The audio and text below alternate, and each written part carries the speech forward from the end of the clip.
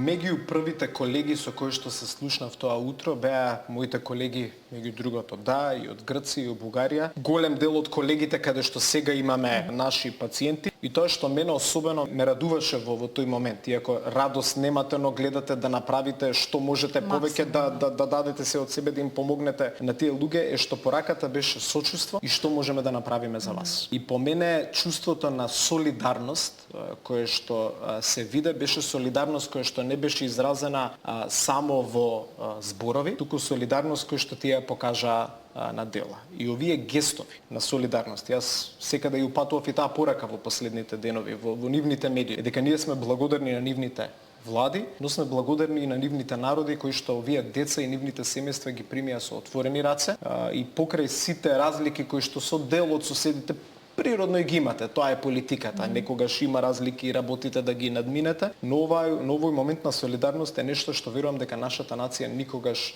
нема да го заборави. Ние веќе почнуваме да размислуваме како влада, како држава, како ќе најдеме соодветен начин и преку гестови, политички, практични, како ќе можеме да им се заблагодариме за она што навистина голем број држави го направија за нас.